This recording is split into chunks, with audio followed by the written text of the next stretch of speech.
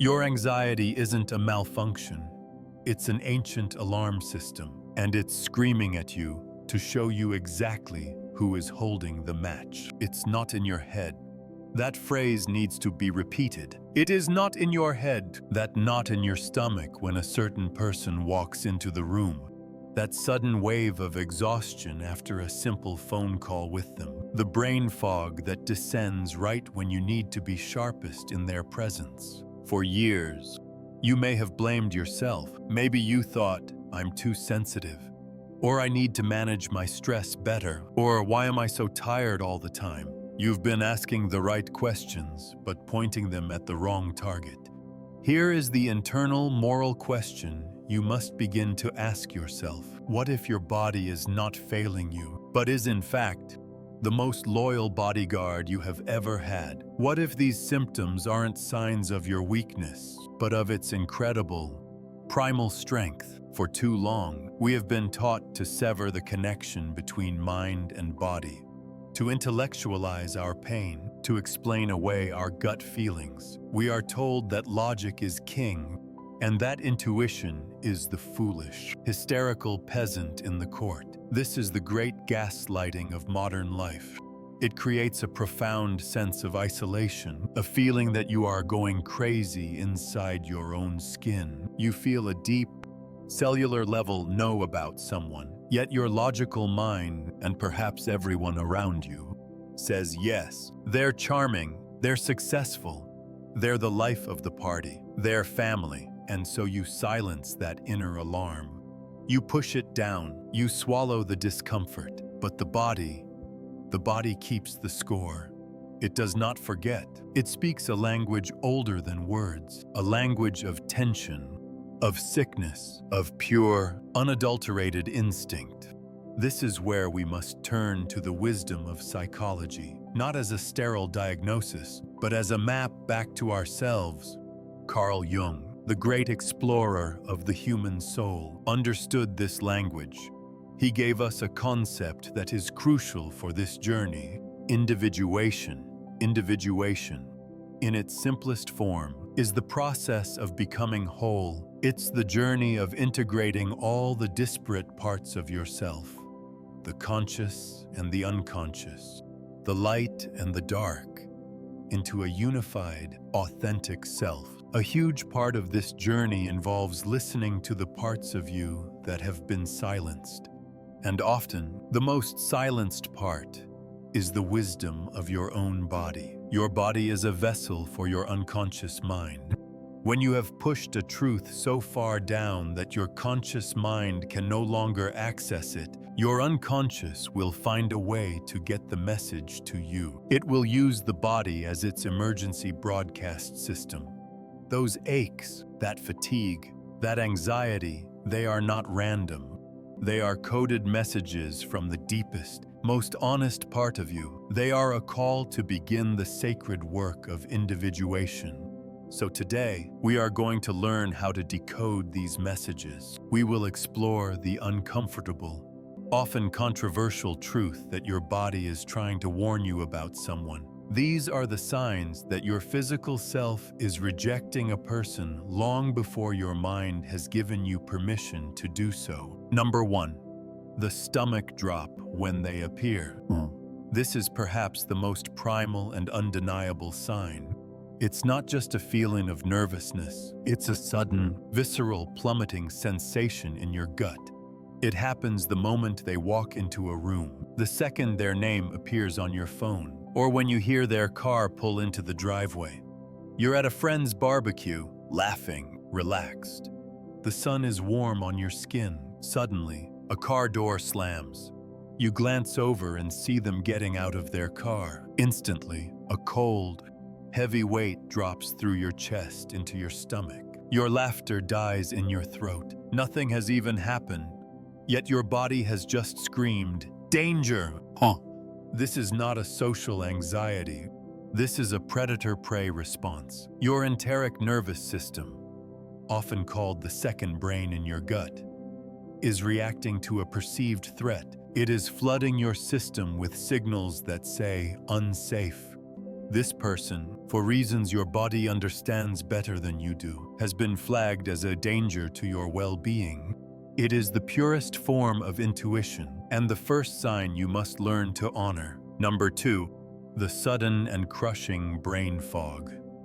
You consider yourself an intelligent, articulate person, but around this individual, your thoughts become slow, syrupy, and confused. You forget your train of thought mid-sentence. You struggle to find the right words. After you speak with them, you feel disoriented and strangely stupid, replaying the conversation and wondering why you couldn't express yourself clearly. This is not a sign of your intellectual inferiority. It is a sophisticated defense mechanism. Interacting with a deeply manipulative or psychologically unsafe person requires an immense amount of cognitive and emotional resources. Your brain is not just processing their words.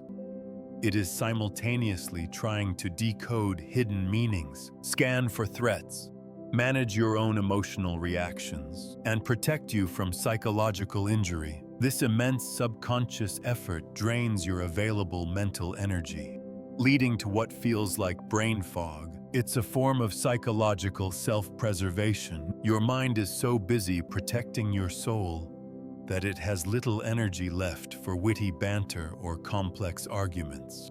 It's a sign that your system is being pushed past its capacity by their presence alone. Number 3, you unconsciously hold your breath. Pay attention to your breathing the next time you are with them. Do you find yourself taking shallow breaths, or even holding your breath entirely without realizing it? Breathing is life. The free and easy flow of breath signals safety and relaxation to our nervous system. When we hold our breath, we are sending a primal signal to our own body. Freeze. A threat is near. Do not make a sound. Do not be noticed. This is often a response to feeling psychologically suffocated. When you are around someone who negates your reality, criticizes your feelings, or subtly belittles you, you cannot breathe easy. You can't be your full, expansive self. You have to shrink. You have to make yourself smaller to survive the interaction. Holding your breath is the physical manifestation of this shrinking. Carl Jung once spoke of the persona, the social mask we wear to navigate the world.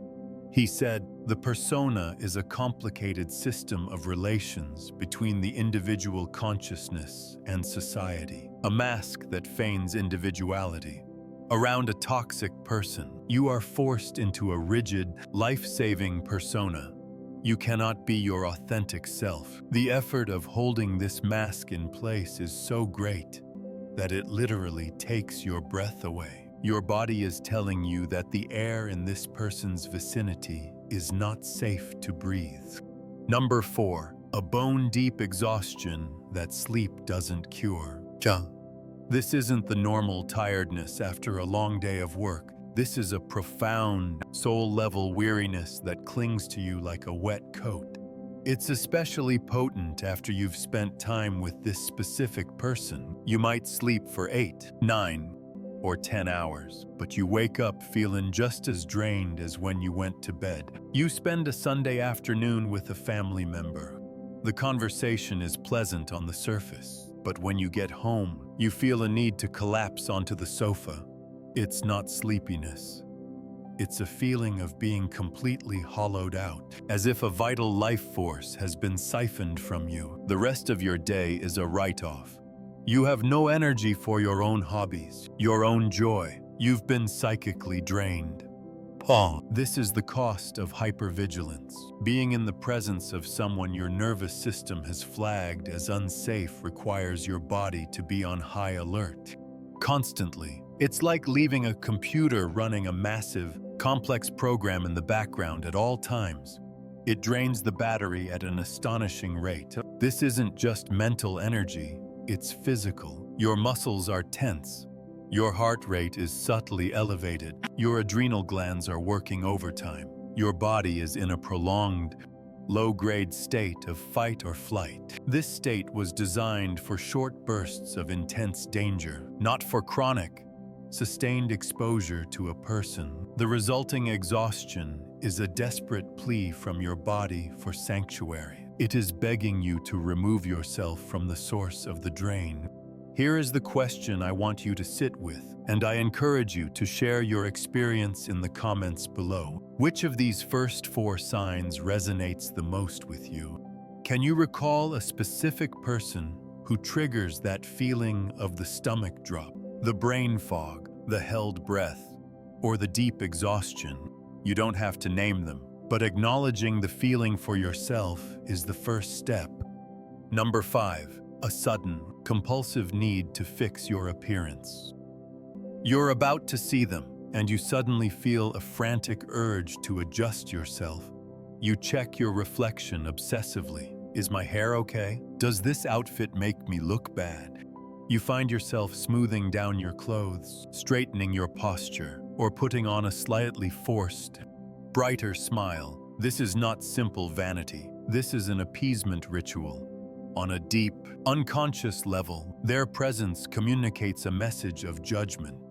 You feel that you are being scrutinized and are about to be found wanting. This compulsion to fix your appearance is a desperate attempt to perfect your persona, that Jungian mask, to make it an impenetrable armor against the criticism or disapproval you feel is coming. You are subconsciously trying to make yourself a smaller target. By looking perfect or unobjectionable, a part of you hopes that you might escape the psychological probing and subtle undermining that you have come to expect from them. It's a sign that you do not feel safe to simply be in your own skin around this person. Number 6. Your voice changes. This is an incredibly subtle but powerful clue. Around your friends, your family, your trusted colleagues, your voice has a certain pitch, a certain resonance. It is grounded and confident, but when you speak to this particular person, what happens? Listen closely next time. Does your voice get higher, softer, almost childlike? Do you find yourself speaking with an upward inflection at the end of your sentences, as if you're asking a question instead of making a statement? Do you hesitate, stammer, or lose the power behind your words? You're in a meeting, confidently making a point. The person in question interjects with a seemingly innocent question. As you turn to answer them, you feel a tightening in your throat. The voice that comes out is thinner, less certain. You suddenly feel like an imposter, like a child trying to speak at the adult's table, even though you are their peer. This vocal shift is a direct, physical manifestation of a power dynamic. A high, soft voice is a universal, biological signal of submission. It says, "I am not a threat." When your body perceives someone as psychologically dominant and unsafe, it will automatically adopt a posture of submission to avoid conflict. Losing your voice, quite literally, is a sign that you are losing your power and your sense of self in their presence. Number 7. The obsessive replay and phantom conversations. This, right here, is the sign that I believe is the most crucial, the most revealing. This is the turning point. After they are gone, the interaction is over. You are alone in your car, in your home, or lying in bed. But it's not over in your mind. You are trapped in a loop, replaying the conversation again and again. You analyze every word they said, every nuance, every look. And then it begins. The phantom conversations.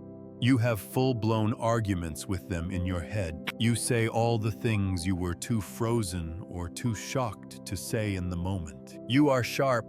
You are witty. You are powerful. You defend yourself perfectly. You might even find yourself muttering these arguments out loud when you're alone. If this is happening to you, you must understand. You are not going crazy. This is a sign of profound psychological distress. Your psyche is desperately trying to process and heal from an encounter that it experienced as an attack. It's trying to reclaim the power and dignity you felt was taken from you. Here we must face another of Jung's powerful concepts: projection. Jung taught that we often project onto others the parts of ourselves we have disowned. But in the case of toxic dynamics, we are often wrestling with the other person's projections onto us. They project their insecurities, their inadequacies, their own inner darkness onto you, making you feel small, incompetent, or flawed. These phantom conversations are your soul's attempt to fight back. It's your spirit trying to scrub their psychological projections off of you and restore your own sense of reality. It is a sign that the interaction was so violating, your mind cannot let it rest. It is perhaps the clearest warning of all that this person's presence is poison to your psychic well-being. Number 8. The palpable wave of relief when they leave. Out. This is the final proof. The undeniable exhale. They walk out the door. They hang up the phone. Their car drives away, and in that moment, a wave of palpable relief washes over you. Your shoulders, which you didn't even realize were tensed up to your ears, finally drop. You take your first deep, full breath in hours. The brain fog begins to lift, like a mist burning off in the morning sun. You feel a sudden lightness in your limbs. The contrast is everything. The quiet in the room is no longer an awkward, tense silence, but a peaceful, welcome sanctuary. You feel yourself returning to your own body, to your own mind. It's a feeling of coming home to yourself. This feeling of relief is your body's unadulterated truth. It is the compass needle, freed from magnetic interference, swinging back to its true north. It doesn't lie. It has no social agenda. It has no reason to be polite. Its only mission is your survival and well-being. This feeling, this beautiful, liberating exhale, is your body screaming, "Thank you." It's telling you that right there, that is the feeling of safety. Move toward this. For years, you have been living in a state of quiet confusion, believing that the war was inside of you. You believed your body was the betrayer, with its inconvenient anxiety, its mysterious aches, its frustrating fatigue. You saw these signals as evidence of your own brokenness. The message today is a radical shift in perspective. Your body was never the enemy. It has been your most loyal ally, your wisest oracle. It has been sending you dispatches from the front lines, trying to warn you of a danger your conscious mind was conditioned to ignore. That stomach drop, that held breath, that exhaustion, they were not symptoms of a disorder. They were love letters from your deepest self. This is the beginning of true individuation. It is the sacred process of reclaiming all the parts of you that you were taught to exile. You are reclaiming your intuition. You are reclaiming your anger. You are reclaiming your right to feel safe. You are learning to trust the ancient, nonverbal wisdom that resides in your very cells. This journey is not about blaming the other person, for they are on their own path, wrestling with their own shadows. This is about you. It is about you finally, bravely choosing to listen to your own truth. You are not too sensitive. You are finely calibrated. Your nervous system is not broken. It is a highly intelligent instrument telling you exactly what you need to know. Trust it. Honor it. It is the compass that will lead you out of the wilderness and back home to yourself. This journey of uncovering the truth is often a lonely one. If these words have acted as a light in your darkness, subscribe and join the Real Disciples. You are not walking this path alone. The front door clicks shut. The sound of their car engine fades down the street. You stand in the sudden, hollow silence of the living room, and for the first time, you notice your hand is finally unclenched.